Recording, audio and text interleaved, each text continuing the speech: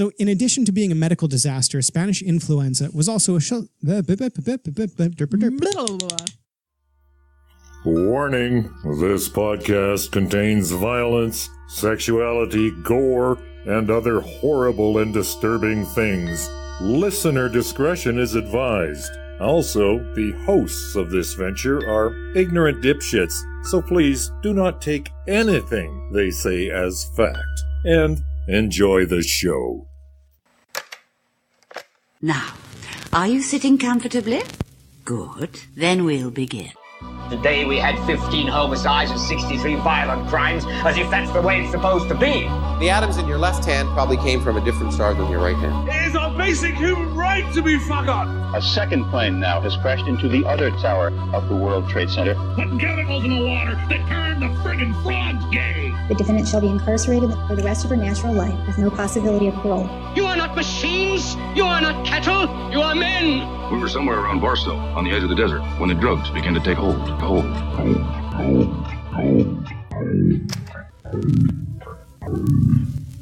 Occultae Veritatis. Hello, occultists, and welcome back to Occultae Veritatis podcast. My name is Leon Filger, along with Sage Murray. Ooh, Gallifrey. And in studio with us, Richard Bigley. And making her first appearance, Hagar. Oh, that's a cool name. I like that. I like that one. Nice. Between January 1918 and December 1920, up to 6% of the world's population died. That's fucked, so let's drink. It's time for What's Your Poison? So, what's your poison?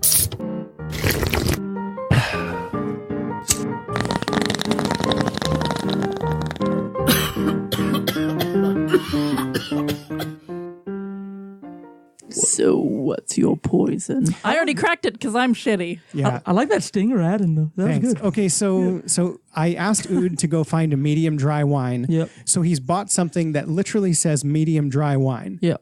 And Sage has already started it because It's she's a not low-key great. alcoholic. Yeah. See, that's why I'm a high-functioning alcoholic. That's why I usually send Daniel out with podcast credit card to go like alcohol shopping, because I'm a little too pragmatic sometimes. I'm scared. It's not great. Don't tell me that. You biased me. Sorry. That's really sweet for a medium it's dry very wine. sweet. It tastes like a gross alcohol juice. That's like church wine. No, church wine is better. Oh, you know about church, dude. Oh, I've had many church wines in my life. Yes. Merci. No. Well, I mean, if I had asked for a sweet wine, this would be what I was looking for. Not what I asked for. Like, to be fair, it literally says medium dry. It tastes wine. like warm sangria. It's that's weird. That is really sweet. I detect a hint of bug spray. It's unpleasant. I think I'll still drink maybe it, they were but- making the sweet wine, and then it just kind of fell off the conveyor belt onto the other conveyor belt with going to the medium dry wine labeling. Like, how much did this bottle cost? Like $8? Yeah. Yeah. $8. Yeah. It looks like an $8 bottle of wine. Garçon, your finest boxed wine, please. No, I'm not. Okay, I have boxed wine at home, and it's like 1,000 million times better I've than tasted this. some really good cardboardos in my life. Yeah, like we usually get the Copper Moon Malbec. It's fine. Yeah. And I have a lot of it, and I don't need to go and buy more. I'm not saying the winery put bug spray in. I'm just saying the guy that picked the grapes was like soaked in it. So Sage, what do you rate it? Gross, but I'm still going to drink it. Oh, yeah. Okay, Fuck Ood. Ood, yeah? Like, it has a weird chemically aftertaste. And I know that doesn't make sense because sweet and everything tastes like chemicals. That's sugar. That's not, well, that is a chemical, but it's sugar that you're tasting. But it's not like regular sugar. It's like aspartame sugar. You know, it has that That's little not tingle sugar at at the all. end. Yeah, it's got a little bit of a phenylalanine bite. Yeah. Phenylalanine bite. I don't That's know. the name. Hold on. That is the name of my new rap rave group. There you go. I don't know enough about taste buds to know what you're talking about, so I'm going to agree. Okay, Richard Bigley, how do you rate it? Well, for a wine, it's very sweet, but for a Kool-Aid, it's very bitter. It's 14%. That's not enough at all. I know, for how gross it is. I don't know. I'd go like a 6 out of 10. That is high praise. Yeah. I'm not feeling very judgmental today, so. Okay, Hagar, what do you rate it? You know, back in the day when I was your age, I might have said, hey, this is good. It beats Matus. What the hell is Matus? See, I told you back in your day, day, I'd probably rate this a 1 or 2 out of 10. It's too much like fruit juice. If you just don't breathe out of your nose when you drink it, so you can't taste it. I have to try that. That's why I'm drinking it. Okay, so I'm rating this 42 cholecystectomies out of a necrotic liver and a blocked bile duct out of 19. Ooh, we're gonna get juicy here. 3rd trimester abortions. Oh boy. Yeah, that's my rating. I know it's there's terrible. I know there's very few organs that worked well blocked, so I know that's a bad thing. No, a bile duct is a bad thing to get blocked. Yeah, that sounds important. It makes your liver become necrotic. Oh, that's like zombie-ish, eh? It's unpleasant. Yeah. And it hurts like hell. Oh man, 10 out of 10. Yeah. Yeah, it sucks. I think I might rather drink white rum than this. Really? No, that's a lie. White rum makes me throw up. In 2017, more than 37% of adults in the U.S. got a flu shot. Roughly 80,000 died from the virus in the U.S. But in 1918, there was no flu shot, and at least 50 million people died around the world. That flu was known as the Spanish flu, and it is the second deadliest plague in history, after, well, the plague in the 1300s. So how exactly did a flu virus cause such massive death and destruction across the world? Well, it helps to pinpoint where it started. Except we can't. Not with 100% certainty. It could have been the disease-stricken trenches of World War I. Or maybe the Shanxi province of China, where the outbreak of a respiratory disease in 1917 may have actually been the flu virus.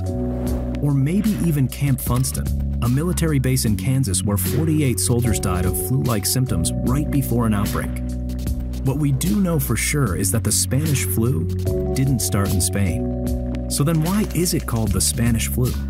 Well, the flu broke out during World War I. Neither the Allied nor Central Powers wanted to admit to additional loss of life during a conflict that hinged on who had more manpower. So, all the nations involved in the war limited reports of the outbreak. In the US, some people were even afraid that reporting the flu might violate the Sedition Act of 1918, a law that prohibited disloyal language about the government and any action against the prosecution of the war. But Spain wasn't in World War I, and since they had no reason to hide anything, they reported their flu-related deaths. Even the King of Spain, Alfonso XIII, got the disease, but ultimately survived. So with the spotlight on Spain, US and European news outlets nicknamed it the Spanish flu. But the flu was spreading well outside of Spain, and with the large scale of infections going unreported, no one was prepared for the deadly pandemic it would become. So I'd like to begin by defining some terms. An endemic is a disease that exists permanently in a particular region or population. For example, malaria is a constant worry in parts of Africa. Right.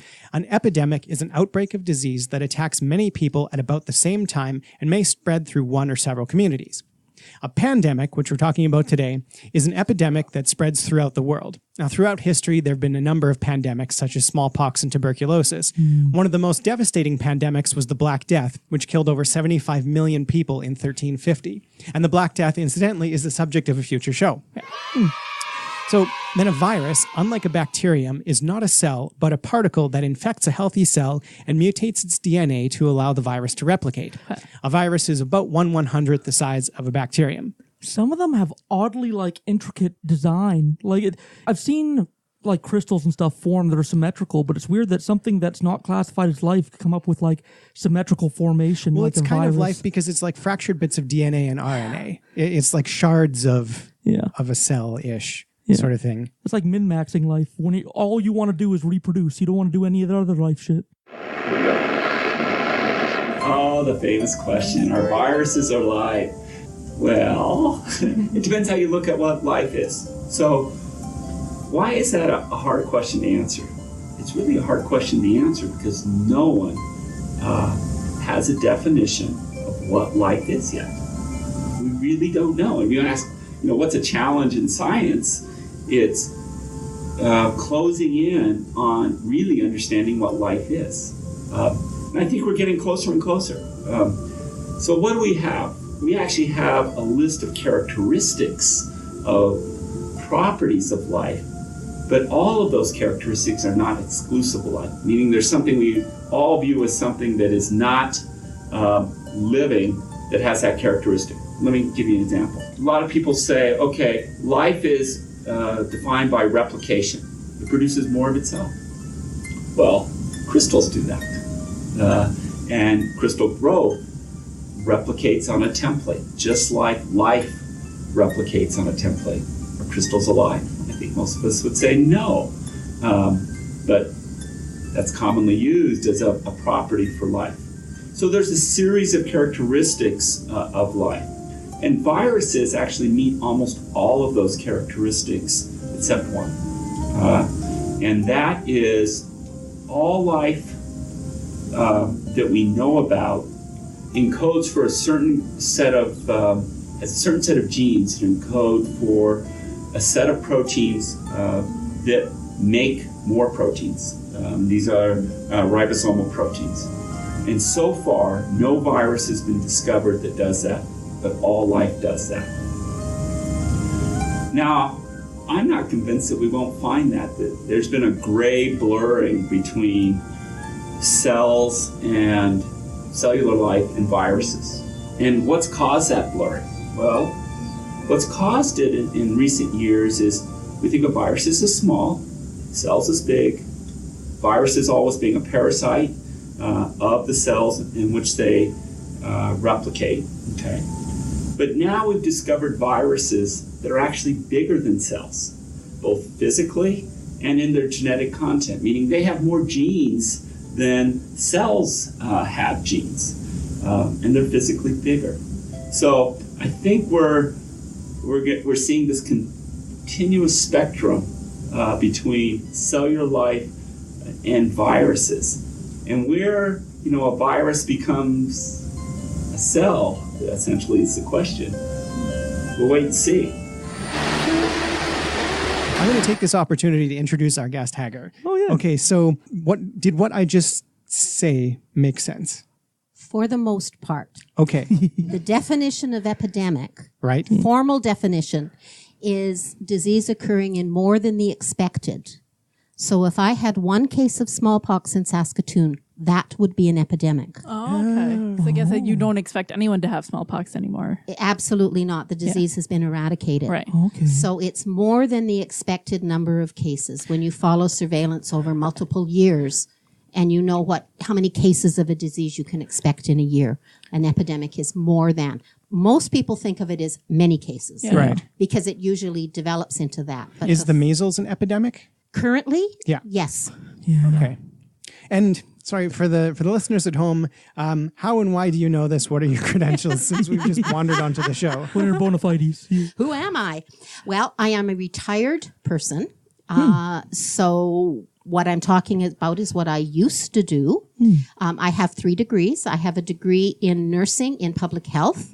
I have an arts degree in sociology, and I have a master's degree in social and preventive medicine and microbiology.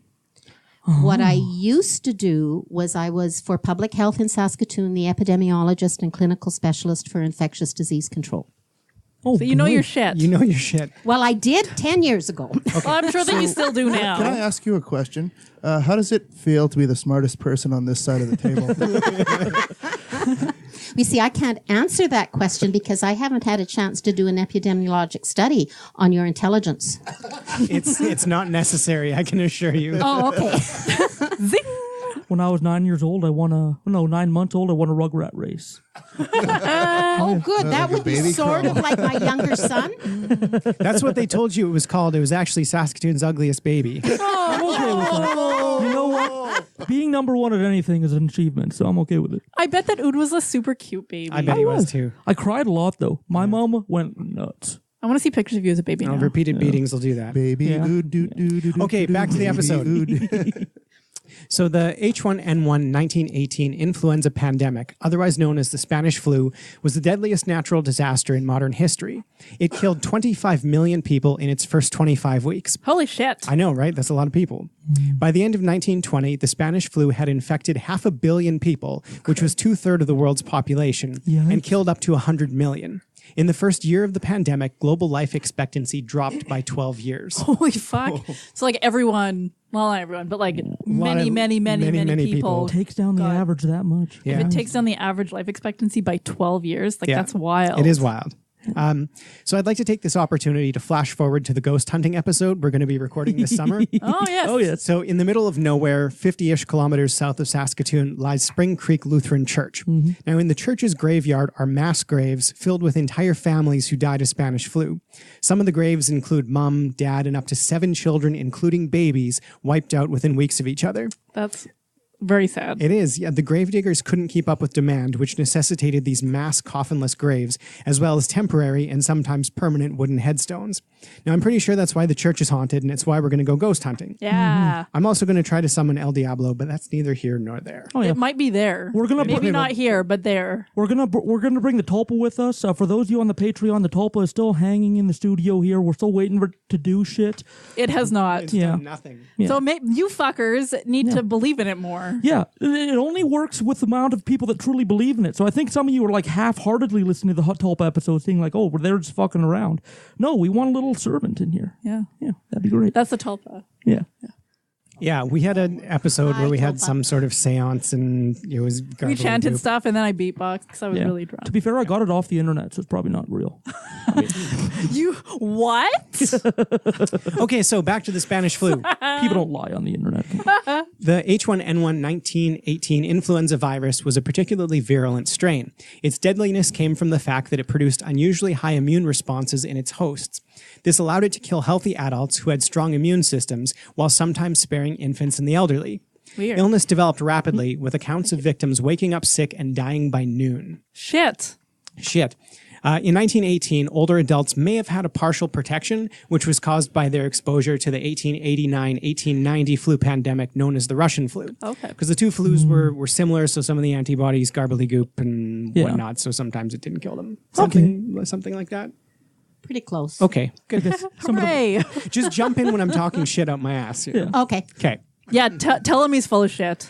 We all do. It. Well, we all do anyway. I've heard that before. Like, isn't that similar to how people who have family histories of being infected by the Black Death now have like a higher resistance to HIV? Oh, interesting. I had not heard that one. That sounds like bullshit. That sounds kind of like bullshit. There is I might be pulling that out of my ass. So. There is, in fact, a genetic marker, which I wouldn't necessarily say is immunity, but it certainly does provide resistance to it. And I believe recently they actually had you want me to drink quote, it? cured AIDS in a second individual. Cure is kind of a loose term that they'll use. It was suppressed to the point where it was not detectable. Yeah, it regressed to that point after some sort of surgery or some sort of medical operation in this individual where the donor cells had that immunity in their genetics, and then I guess his body just took it, and genetics that provided that kind of resistance have kind of activated and kicked in and regressed the virus. And they first started doing this research about 10 years ago in Nairobi, Kenya, because they found that street workers were being exposed to HIV, and I mean like really quite exposed to HIV, about as much as you can be, and they were immune to it. Certain street workers were immune to it, and so now they're looking at their goop and trying to make a goop or something or other. Like goop, goop.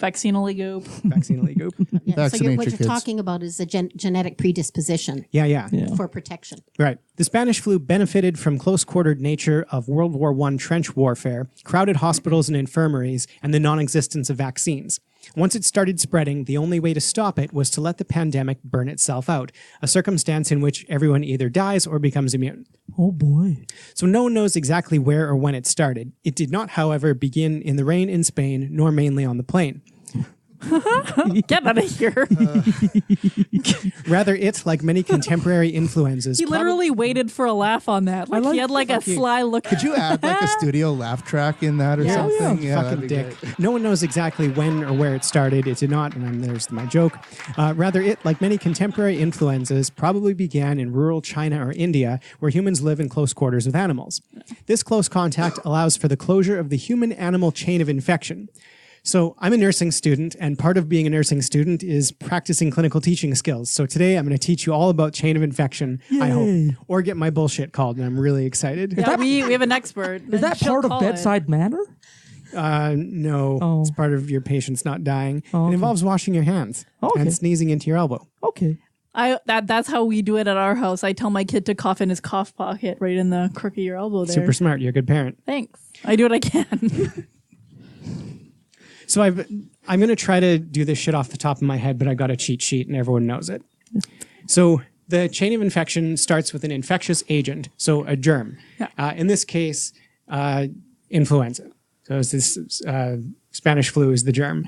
Then the germ has to go to a reservoir, which is somewhere where it can live, which could include the human body just kicking around something or other garbly goop. Yep. Then there's the portal of exit, which is how it leaves the reservoir. So in the case of the Spanish flu, it was by a cough or a sneeze or talking or someone touching an infected surface and then wiping their eyes. Airborne is real easy to catch. Right. Yeah. So then there's the mode of transmission. And in the case of the Spanish flu, that was either by contact or by droplets. So again, like I said, coughing, sneezing, talking. Yeah. Which is a little different than airborne. Right. Yeah. Okay. Which is different than airborne because airborne is when it can just like kick around in the atmosphere for a long time and you can breathe it and get sick. So it needs some moisture. It needs some moisture to stick from if it's... Airborne is the particles are so small that they don't actually fall out of the sky onto the land. Droplet has heavier particles that fall down, and that's where the contact comes in because they fall down and they sit on a table or a bench or whatever, and you touch it and then take it in through. What's an example of an airborne? Measles. Measles? Okay. Yeah. I'm super glad you're here, by the way. Because we'd all be like, yeah, we're so smart. We know all this shit. Once again, just like when we had the doctor in the house, why are you slumming it with us? Yeah. Okay, so next we appreciate it. Next is the portal of entry, and this is how... That's what she said. This is how the infectious agent enters the new host. And in this case, it's often through their eyes or through their nose. They breathed it, touched it, wiped their eyes, etc. That's how this influenza got into them. Ugh. And then finally is a susceptible host, which is someone who is A, not dead, and B, not immune. Yeah. Which is just about everyone. Yeah. That's decent? Yep. Right on. Yes. Fucking A. You did it. I'm proud of myself. Pass that class. Pass that class. Nice. Okay, so the Spanish flu wasn't Spanish. During the First World War, censors in the United States, the United Kingdom, Germany, and France minimized early reports of illness and mortality. Fearing mass desertion or surrender, the higher-ups kept the flu all hush-hush. In neutral Spain, however, papers were free to report on the epidemic's effects, including the grave illness of their king Alfonso XIII. This created a false impression that Spain was especially hard hit, giving rise to the pandemic's nickname Spanish flu. I didn't know that. The Spanish flu is what happens when Antonio Banderas takes his shirt off. It's true. Yeah. Hachi machi. Mm-hmm. So it should be noted that pandemic influenza... Shut up. Go home. I will not. You are my ride. Fuck. It should be noted that pandemic influenza is different from regular influenza and can be much worse. It can cause a worldwide outbreak of a new form of flu virus, which spreads easily from person to person because they have no immunity. Pandemic flu occurs when a flu virus goes through changes called mutations that create a new virus the body has never encountered. Is that about right? Pretty close. Yes. Okay. Well, isn't the flu like changing and mutating all the time? So... Well, now you're getting into my talk. Yeah. Oh, okay, sorry. We're not there yet. I just got excited. Calm down. Stealing content. So By the way, short answer, yes. So I had initially said that the Spanish flu probably originated in India or China, but there is a competing theory. In a place called Étape, France, there was a major troop staging and hospital camp. In late 1917, doctors noted a flu-like disease with a high mortality profile. The hospital area of the camp was full of sick and wounded. By December of 2018, who's writing this drunk? By December of 1918, the camp held 100,000 military personnel and medical staff. Yeah. It was also home to a hog and poultry farm. Now, in 1999, evolutionary biologists postulated that a Chinese-originated avian flu jumped species into pigs, which then jumped species into humans. Once the virus populated in humans, it exploded in the overcrowded camp. And wounded and infected soldiers were sent home to Britain and the United States. Infected soldiers met uninfected soldiers on the front, and boom, you have a global pandemic. Animal flus that jump to humans are particularly dangerous as the human population has absolutely no immunity to them. Correct? Yes. Yeah. Okay, I'm fucking that on sounds fire gross. here. There's also a theory that the Spanish flu started in the United States. In late 1917, a virulent flu ravaged several military camps populated by soldiers who were headed to France to join the war effort. Historian Alfred W. Crosby claimed that the flu originated in Kansas, and popular author John Barry described Haskell County, Kansas, as the point of origin. In 1997, geneticist Johann Hultin dug up a bunch of frozen dead people in Alaska and was able to map the flu's genome. There's also an account of the flu appearing in Austria as early as 1916. So if they died with the flu virus within them, they would be able to be studied. Fuck this whiny shit. Oh, it's awful. Or is there? Can they also study like antibodies within the dead bodies, or do they have to have the flu virus within them? Actually, most of the studies done are done on antibodies, not virus, because virus doesn't survive. Yeah, and they're so tiny, it'd be hard to like find and work with, wouldn't it? Well, if you got the right microscope, you can find them. Yeah, you can't use an optical microscope on viruses. You need the electron one. Does anyone want more disgusting wine? I kind of do. Richard? Dude? He never turns down wine. Me neither, even though Ichabod. it's... I love that. Okay, I'm going to remember that. Ichabod and Hager. You guys are my faves. See, as my palate gets drunker, like the wine gets better. Yeah. Okay, so another theory supports the Asian origin of the flu is the fact that there were 96,000 Chinese laborers working on the British and French fronts, and they may have carried the flu from China. All theorists agree on a tap being the point of European explosion. They just don't agree on how the flu made it to France. All the theories seem plausible to me, and without modern pandemic mapping or understanding of disease transmission, it's impossible to know for sure where the Spanish flu started. My favorite hypothesis is that an avian flu started in China, mutated to swine in the United States, and then mutated to human in France. It seems to me that a virus mutating through 3 species all in one location at the same time is rather unlikely. Hager's laughing at you. I just think that's an amazing postulation. Phenomenal. Fabulous. You know, particularly in 1918 when we don't have really good modes of transportation and you're all the way around the world. Yeah, where are your sources? However, let me share one little thing for you because we do have evidence. You've heard of bird flu? Yes. And we do have evidence of influenza transmitting on migration paths of birds. We think that they shit on the ground as they're flying by and they introduce virus through that flight path. So your idea may not be so far off. Okay. But right now, she was literally So they could be laughing at dropping you. infected shit bombs on the... Okay. Basically. Watch out for infected shit bombs, guys. If I were a virus, that's how I would be transmitted. You would. So, fun fact, the country with the highest mortality rate was Iran at 22%. And other fun fact, the mortality rate in pregnant women was 71%. Holy crap. And of those who survived, 25% miscarried. Oh, no.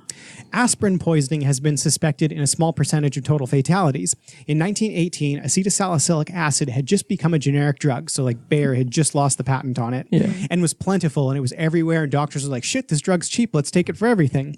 And the U.S. Surgeon General recommended doses of 8 to 31 grams per day. That's a lot. The standard accepted dosage today is 650 milligrams. So people were taking literally 50 times the accepted dosage in a desperate attempt to survive because they would be desperate and shit. Well, try this aspirin, see what happens. And it may have alleviated some of their symptoms before they died.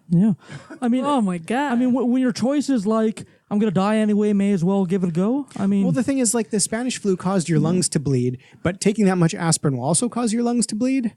So it's like, which one got you first? That's why I think like the barbaric medical practices episode that you did, some of those things aren't so far-fetched because if you're delirious and dying and in pain, like you might take the chance on anything. So let someone drill into your skull. I'm not concerned. If I was among those people, I'd probably be like, yeah, fuck it, I'm gonna die. Just do it. Like maybe I'll be okay. Okay, so the Spanish flu occurred in 2 waves. The first in early 1918, and the second, deadlier wave in August. The first wave had resembled typical flu epidemics, whereas those most at risk were the sick and elderly, while younger, healthier people recovered easily. And the second wave involved a new mutation of the disease and had a much higher mortality rate. So I didn't want to bullshit this next bit because I knew I'd get called on it. So Wikipedia has the following to say about the flu's evolution. So feel free to call shit on Wikipedia when I'm done with this. Fuck bit. you, Wikipedia. Quote, this increased severity has been attributed to the circumstances of the First World War. In civilian life, natural selection favors a mild strain. Those who get very ill stay home, and those mildly ill continue with their lives, preferentially spreading the mild strain. In the trenches, natural selection was reversed. Soldiers with a mild strain stayed where they were, while the severely ill were sent on crowded trains to crowded field hospitals, spreading the deadlier virus. The second wave began, and the flu quickly spread around the world again. Consequently, during modern pandemics, health officials pay attention to when the virus reaches places with social upheaval, looking for a deadlier strain of the virus. The fact that most of those who recovered from the first wave infections became immune showed that it must have been the same strain of flu. This was most dramatically illustrated in Copenhagen, which escaped with a combined mortality rate of just 0.29%, which was 0.02% in the first wave and 0.27 in the second wave, because of exposure to the less lethal first wave. For the rest of the population, the second wave was far more deadly, and the most vulnerable people were those like the soldiers in the trenches, young, previously healthy adults, end quote. That's almost like a natural form of a vaccine, getting the weakened form before. Hold on. Whoa. Okay. Hold on. Hold your pony. We're not there yet. Is material from him. Okay. He got excited. The symptoms were gruesome. Sufferers would develop a fever and become short of breath. Lack of oxygen meant their faces appeared tinged with blue, or cyanosis. There's a nursing student term. Hemorrhages filled the lungs with blood and caused catastrophic vomiting. Catastrophic vomiting. Not just regular type. And nosebleeds, also of the catastrophic variety, with victims drowning in their own fluids. The symptoms were so severe that the flu was originally misidentified as dengue fever, cholera, and typhoid fever. Wow. In addition to being a medical disaster, Spanish influenza was a social disaster. Even in areas with relatively low mortality rates, mass illness resulted in high percentages of working people being unable to work. In some places, this resulted in the breakdown of social order. Oh, no. In some American cities, lawlessness was rampant as police ranks were decimated. Rampant lawlessness is the name of my new punk band. Very good. So an important question is whether another global influenza pandemic is possible. And the answer is yes. In fact, there have been two full-blown influenza pandemics since the Spanish flu, the 1957 Asian flu and the 1968 Hong Kong flu. Asian influenza spreads rapidly. It can strike you and your entire family at the same time, but it doesn't have to happen if you and your family are vaccinated against Asian influenza. Get this protection in time. See your doctor or health department now. Vaccination is your only protection against Asian influenza. Be sure you and every member of your family have this protection in time. Once the disease strikes your community, it is too late for vaccination. See your doctor or health department now. For the first time in history, we are forewarned of a possible epidemic. You can help prevent the spread of Asian influenza and protect the health of your family by vaccination against Asian influenza. Don't wait. See your doctor or health department now. If you need to be on the job every working day, you can't afford any unnecessary illness. Asian influenza can make you too sick to work. Don't risk it. Take the time to be vaccinated against Asian influenza and stay on the job full time. With the speed of modern air travel and the lack of global vaccination, another global pandemic is almost certain. And a fun fact, during the pandemic, the Health Commissioner of New York ordered businesses to open and close on a staggered schedule to avoid overcrowding the subway system. Yikes. That is a fun fact. It is a fun fact. Yeah. And it's not just influenza that poses a threat. There are many other animal diseases that can jump into humans, with the most famous being SARS, or severe acute respiratory syndrome. I remember when that happened. It was caused by a strain of coronavirus and killed 835 people in 34 countries, including 44 in Canada, mostly in Toronto. Wow. The SARS virus... That's what you get when you live in Toronto. I knew it was a really shitty beer, but I didn't know it did that. Yeah. I actually had to research this for a project last semester. So it goes like this. The SARS virus originated in a population of bats living in a shitty cave in China somewhere. Local villagers ingested the infected bat shit, and SARS epidemic was born. They just shit on their food? Shit on their food, shit in their eyes, shit where they were sleeping. They rubbed it, they were snorting it, whatever. That's how it happens. Isn't guano used to make something? I think it's cement. Oh, is that? They use it to make concrete. No, it's something else. Food. I don't know. Fuck. I know that I'm Googling guano. I know that guano is like a high ingredient in something. Okay. Anyway, I'll find out and then I'll yell at you. It's worth a lot of money for some reason. I don't know why. Okay, so fucking SARS was particularly scary as there was no treatment and no cure. If you contracted it, you had an 18% chance of dying. SARS was also infamous for killing healthcare workers. Fertilizer. Okay, there we go. And it can be from birds or bats. We knew that. Also, as of 2018, there's still no treatment for SARS.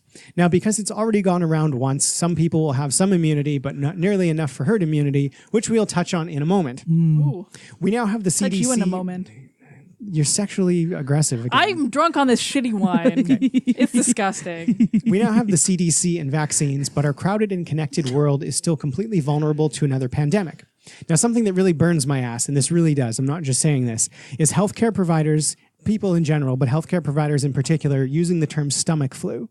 Yeah. Fuck, that pisses me off. There's no such thing as stomach flu. The flu is a respiratory infection. It does not cause gastrointestinal symptoms. If you're shitting most of the time. Sometimes it causes catastrophic vomiting, but only catastrophic. Thought I heard you say that. Yeah. Do you think that's above or below projectile vomiting? That's above. Above and including.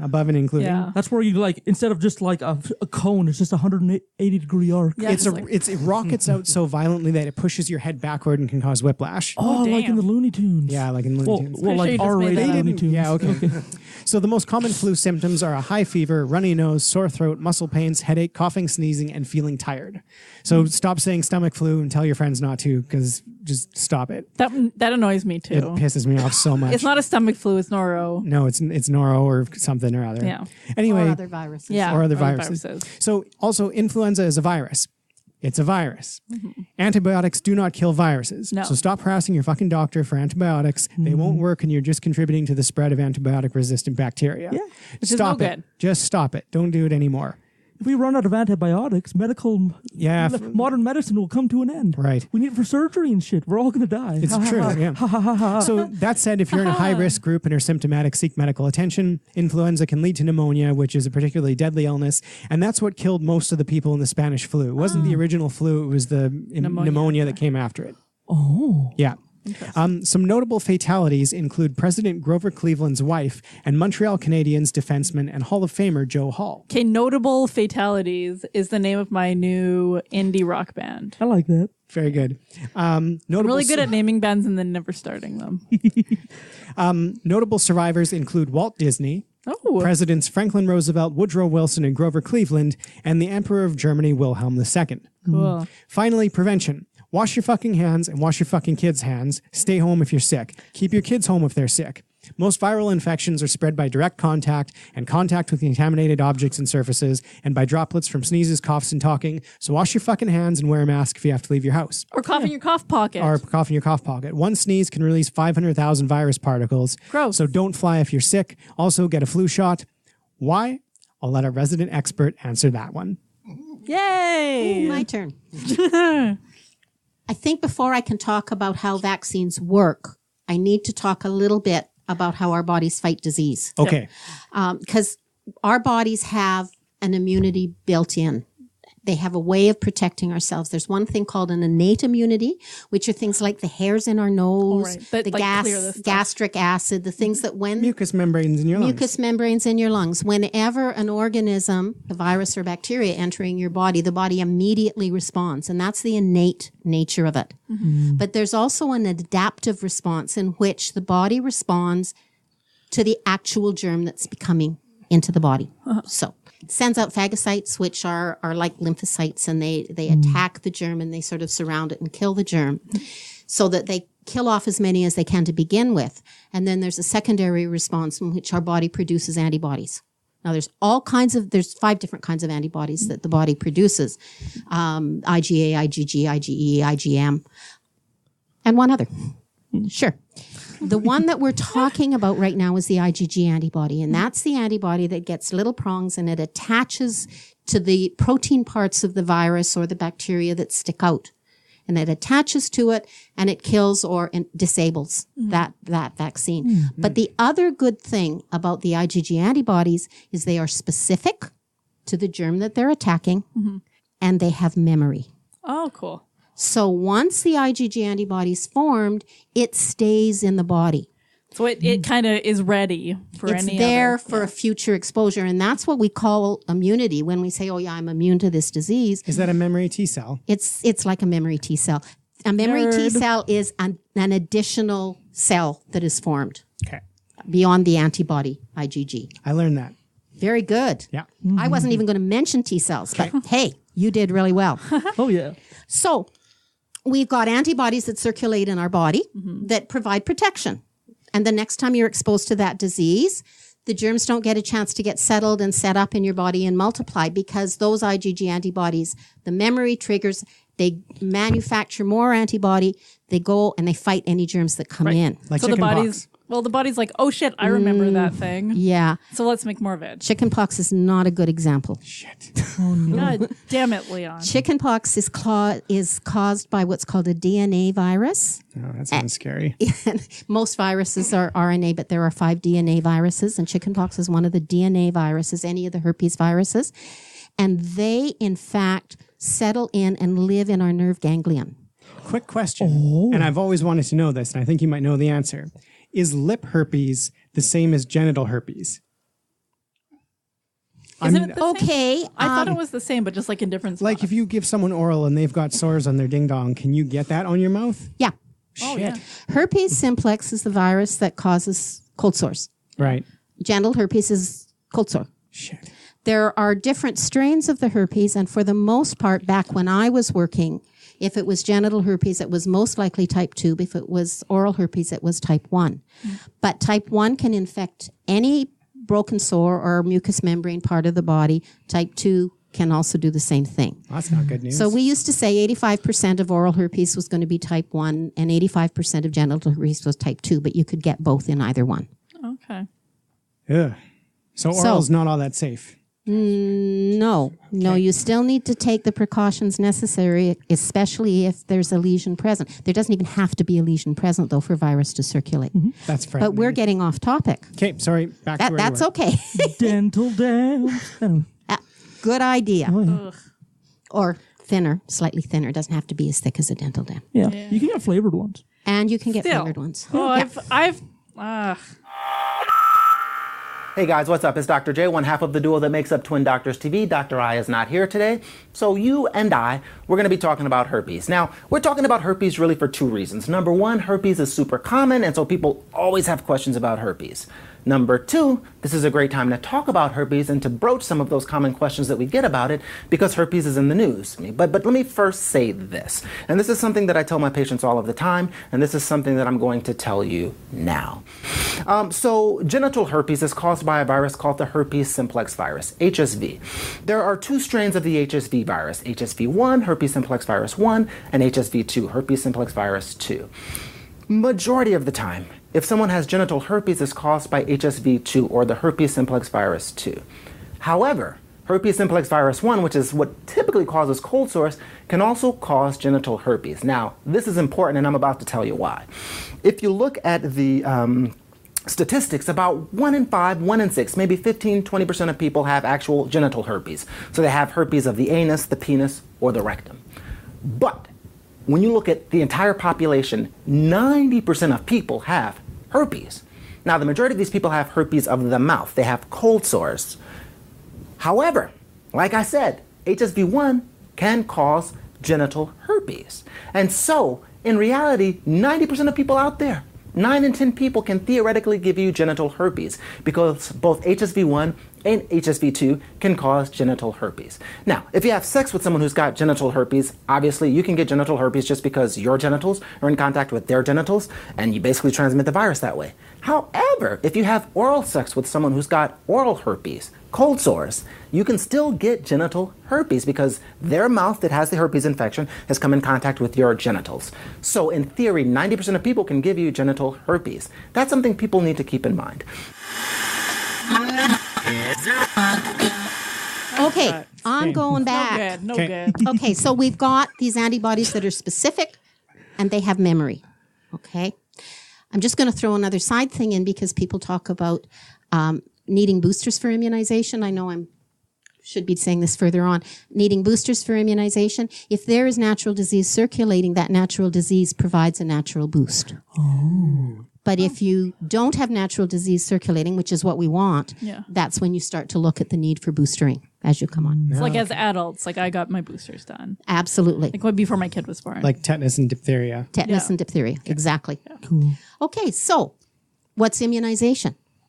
What immunization is it takes parts of the actual bacteria, virus, or a product that is used in producing disease, or something that is similar that the body will respond to, kind of like fake news, but only real. Right. Yeah. Okay.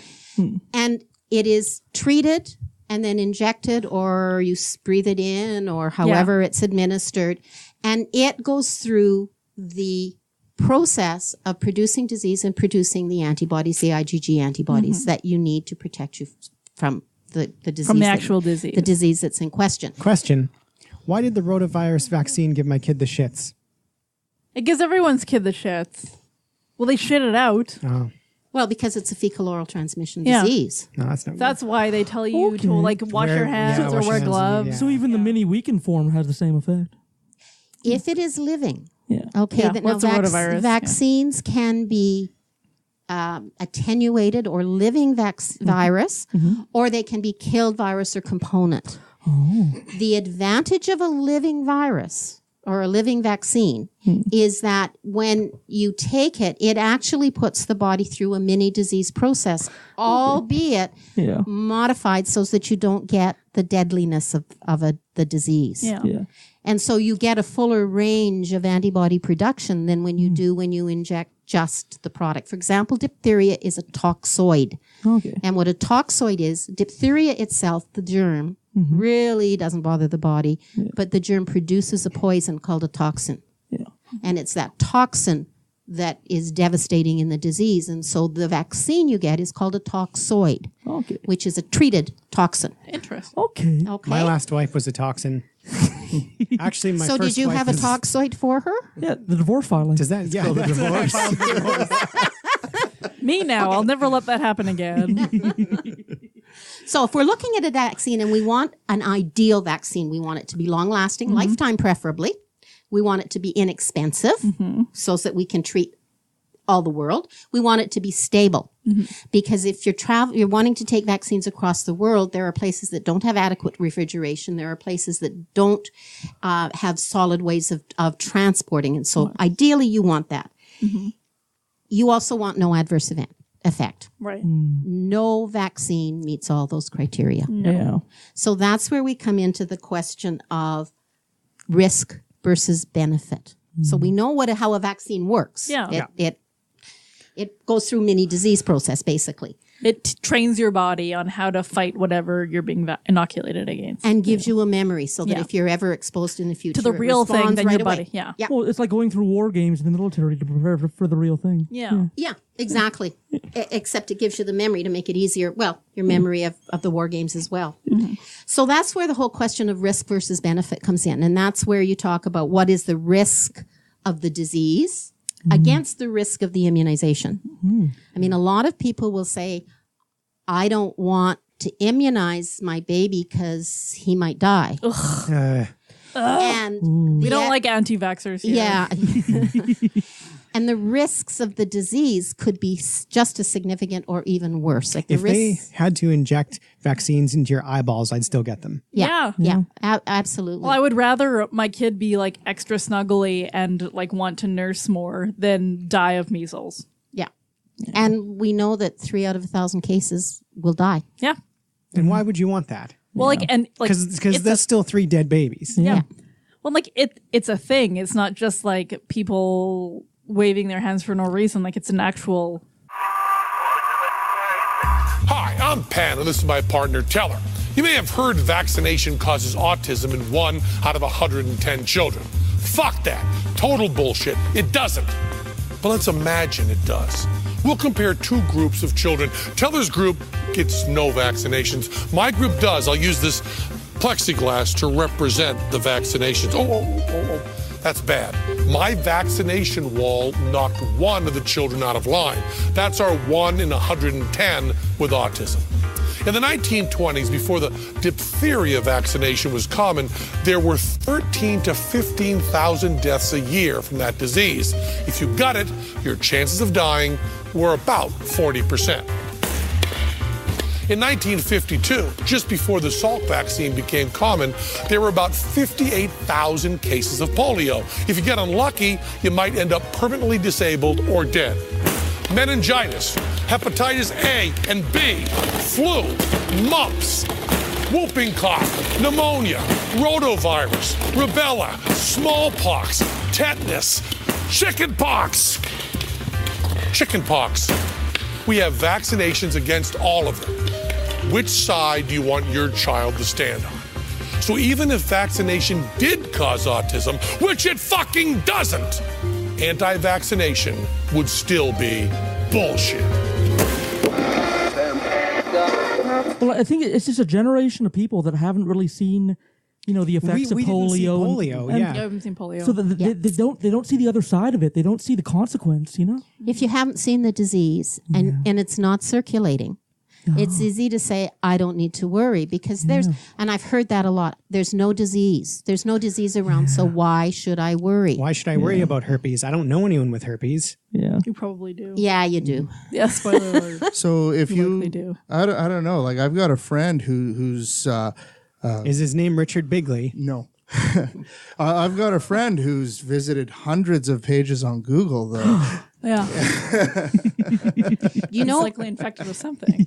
When I was working, Richard Wakefield's article. Oh, that fucking Andrew Wakefield, that fucking guy. Thank you, Mr. Nancy. I'm retired. Okay. Richard Wakefield, isn't he a musician? So you I'm close. I'm close. No, I know what you were saying. A specialist in your field when that shit hit. That's Andrew. I was working at the time, and so having to go to the anti-vax presentations with literature that was brand new and that had not yet been proven wrong. Yeah.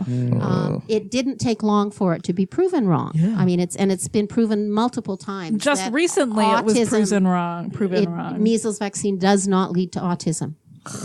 We had the same problem with whooping cough vaccine in Britain, but that's a whole other story. I didn't know that they thought whooping vaccine caused autism there. No, not autism, but the side effects of whooping cough were considered more severe than the vaccine, as well as that it didn't prevent disease, and the immunization rates in Britain at that time went down to about 30%. Oh, yikes. Wow. For whooping That's cough. scary. But that, I mean, it's improved since. We've got a cellular vaccine since and that sort of thing, so it's a little easier. Christ.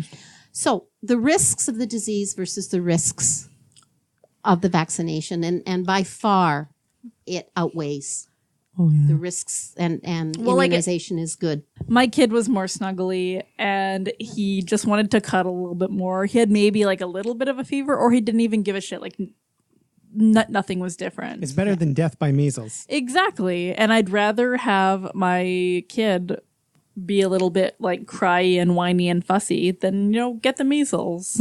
Yeah, side effects are not uncommon, but the side effects that we see are exactly what you talked about. Yeah. Fussy, irritable, maybe fevered for a day or so. Maybe nurse more, like no big deal. With influenza, one of the challenges we have here, because people will say, I got flu from the vaccine. Well, number one, the vaccine is inactivated. You did not. Yeah. The vaccine is inactivated. No, you didn't. Yeah. But because we have an incubation period, that time from when you get infected to when you get the disease, we have that incubation period, and people get their vaccine just but before, they already have, and they've already been infected, and then they get symptoms, and they say, "Oh, I got it from the vaccine." And not true. Yeah. Not true. You did not.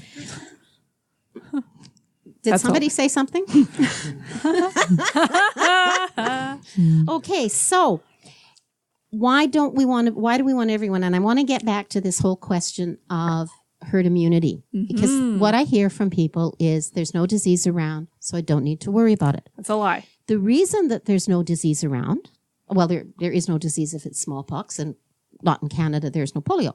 But the reason there's no disease around is because we have a large enough population to not allow transmission of the organism. Yeah.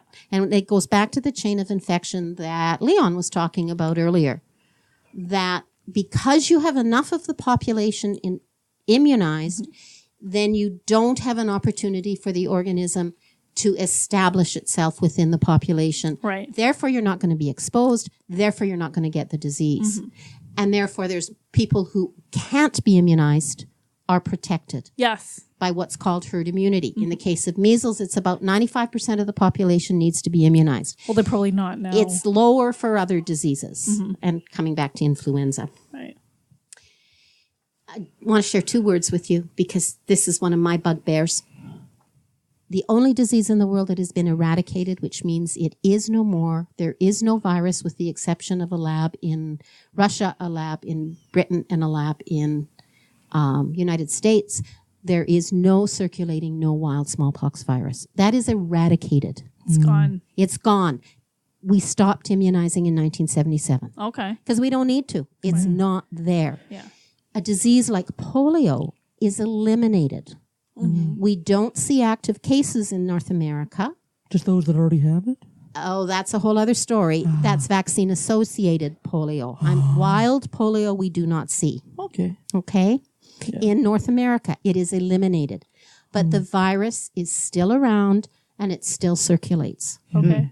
And we see it more in developing countries where they don't have the same kind of environmental systems to protect people. And that's stuff like running water, like working sewage, stuff like that? That's right. Okay. That's right. Yeah.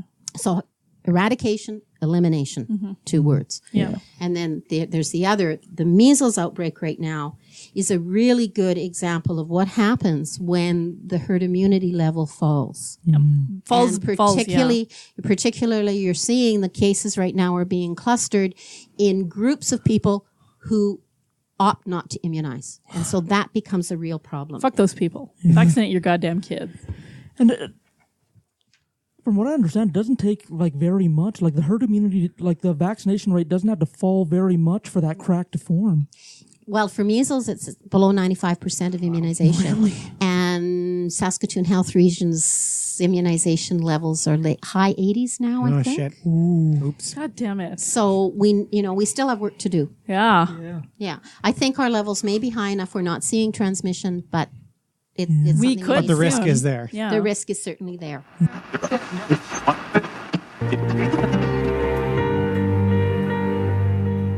I am a doctor. I'm a doctor. I'm a doctor. I'm a doctor. And I believe in vaccinations. And I believe in vaccinations. If you don't vaccinate your kids, it can endanger their lives. The potential downsides of vaccinations are almost non-existent. The cumulative scientific and medical communities are in absolute full agreement that there is basically no reason not to vaccinate your kids. No reason. Which is why I cannot believe we have to make this PSA. I thought we settled this in the 50s. Hey, remember that time you got polio? No, you don't, because your parents got you vaccinated. I did 4 years of undergrad, 4 years of medical school, and 3 years of pediatric residency. I had to go to school for 8 years. I'm pretty sure I know what I'm talking about. But you people still won't listen. Now I have to use my only day off to talk to you idiots about vaccines? I want to finish watching Breaking Bad. I'm only halfway through the 2nd season. But instead, I've got to come here because you listened to some moron who read a forwarded email. Perfect. All these people had to set up cameras, lights, sound equipment, so that I could tell you to do something we've been doing for a century. Look at all these people. This is stupid. Get your kids vaccinated. Get your kids vaccinated. Get your kids vaccinated. Get your kids vaccinated or lose my number. Get your kids vaccinated. That's kind of scary. Okay. I want to go back then and let's talk a little bit about influenza because that's kind of the topic. Yep. So influenza vaccines. There are 3 different types of influenza. Influenza A, influenza B, influenza C. Right. I was going to guess the third one was C. On the money. Yeah. X, shit. Influenza A is the one that's most common when you get outbreaks and widespread disease. Influenza B tends to be more local. It's what you see in nursing homes. And that's not to say these things don't go either way. I mean, they do. You can get A in the community. You can get A anywhere. But that's sort of the trend of the virus. And influenza C, we don't see very much of. It's sporadic. Now, one of the really interesting things that fascinates me as an epidemiologist is the way the virus works. And Leon alluded to it because he talked about how the virus changes. Now, that virus has little bumps on it, and it's H and N bumps on the virus. Yeah. And those change. And that's why when every vaccine, because they change every year. Yeah, just to make sure that they're protecting against the most common types. Every year or so, we get what we call a drift. And that means the virus changes just a little bit. And so people who've been exposed to the virus that was previously circulating will have some immunity. They might get mild disease. They might be protected, but they might not. But it's a drift, but it still means the immunization has to change. Every 11 years, or it used to be, it's not anymore, but we estimated every 11 years that there would be a shift in vaccine, and that's what would lead to pandemics. Now, do you remember the 2 years that you said the last major pandemics were? I do remember the 2 years. I do not. 1957 and 57 and 68. 68. How many years is that? 11. 11 years. Interesting. Look at you. Good mathing. It's almost like the science shit works. The next sort of localized pandemic that we saw or expected was in 1981. So it wasn't 11 years. No. And I can remember back in the mid-90s, see, I'm old. Back in the mid-90s, there was a big push to do pandemic planning in the health region because we expected another pandemic. Okay. We're still waiting for it. Oh, no. The epidemiology's changing. Yeah. That may be that we don't have as crowded living conditions. That may be that the virus is weakening. I doubt that. I really don't believe that. It may be that we have more herd immunity, and so we're getting cross protection. We don't know, but it's going to come. We are going to get another pandemic sometime. Probably in our kids' lives. And so immunization becomes more and more important. Oh, yeah. You don't want to be one of these people in the future, though, who's just like, oh, I could have, booked a half day off work and gotten, Yeah, woulda, coulda, shoulda. Gotten my kid their shot. Yeah. Okay, so holy fuck, Jingle we learned the a keys lot. at them. Yeah. Thank you. You're welcome. Okay, so anyway, the moral of the story, vaccinate your fucking kids. Vaccinate your fucking kids. You should be terrified of another pandemic. Yep. It's not a question of if, but when. It's coming for you. Yeah, it's coming on the breeze. It's coming for you. Hopefully not in my lifetime. Yep. Other moral, don't eat bat poop or cow poop or chicken poop or any poop really. Wash your hands a lot. Oh, current event? If you live in America, it now has legal precedent that if your parents don't let you get vaccines and you go get them behind your back, you're covered. There's legal precedent now. Good. Supreme Court approved. So also, speaking of the 11-year science cycle of vaccines, the sun also works on an 11-year sunspot cycle. Get out of here. We're currently on the 7th of the 11 years, so the aurora right now isn't very bright. It's going to get brighter. Yep. Anyway, that's all I've got. Okay, so for Occultae Veritatis podcast, my name is Leon Filger, along with Sage Murray. Ood Gallifrey. And joining us in studio, Richard Bigley. And Hagar. Good Thank night. you. Thank you for coming. Beauty. Love you. Bye. Cheers. That was a good episode. That was a good episode. Alrighty, another great episode from Leon. I love hearing when he goes deep into subjects. He brought somebody who actually knew what they were talking about, so thank you very much for coming on. And as an apology to Spain, here is a song from a famous composer of yours, and I don't want to fuck up the name or the name of the song, so here is the YouTube channel Luciano Classical Guitar to say it right for me. See you in the after show. Capriccio Árabe by Francisco Tárrega.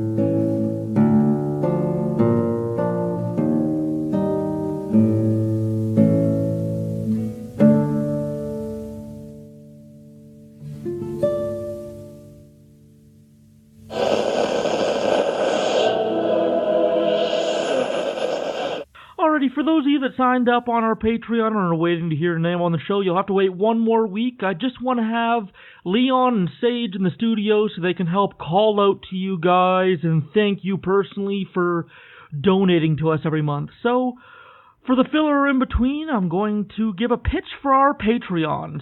Now, for those of you who don't know, Patreon is a service that allows you to support your favorite independent artists just by donating a certain amount of money every month. And you get perks and benefits and bonuses based on how much you donate.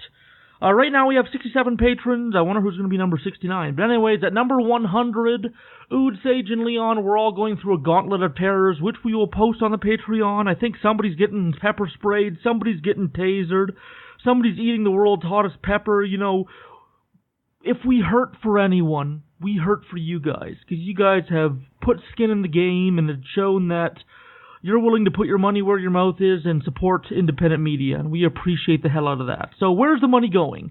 It's going back into the show. We're buying new equipment all the time. We're upgrading the studio. It's also buying drinks every month. So we have a What's Your Poison segment where we drink delicious drinks and eat cum cakes, which are coming. Those of you who thought we were kidding about the cum cakes, we were not. I think I'm baking them tomorrow. Anyways, so the levels on our Patreon, what you get for donating. So go to www.patreon.com/ovpod. The first level is the official occultist at $5 a month. You gain access to the Cult of Valhalla. You gain access to our private Discord server, Valhalla, and all the hosts are there talking things up, discussing episodes, and sometimes just talking about music and mental health issues. It's great. You get the ability to vote on upcoming episode topics. So those of you that don't know, the Patreon people have been influencing what episodes have been coming up next since almost the beginning of the podcast. You also get a personalized thank you message from one of the hosts thanking you for donating, and you get a shout out of your name on the show, all for $5 a month. If you up that to $6.66 a month, because we're all edgelords in the end, all three of us, Sage, Jude, and Leon, we're all edgelords.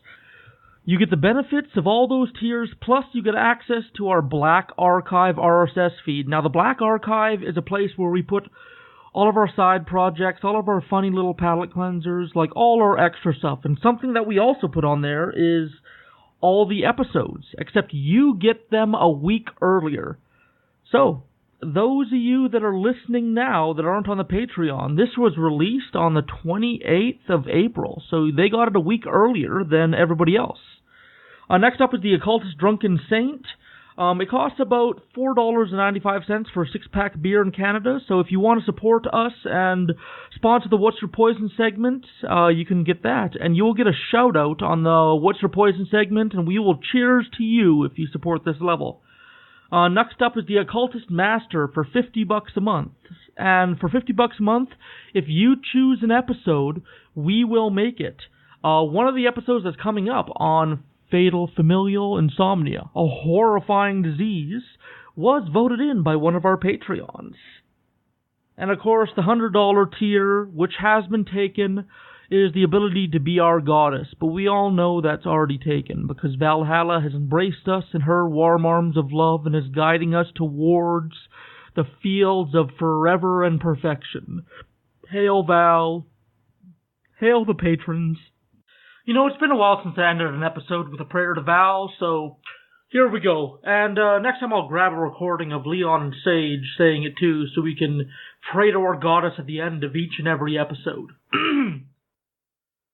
Now I lay thee down to sleep. Pray for Val my soul to keep. If I die before I wake, in hell I will fetch her chocolate cake. Alright everyone, see you next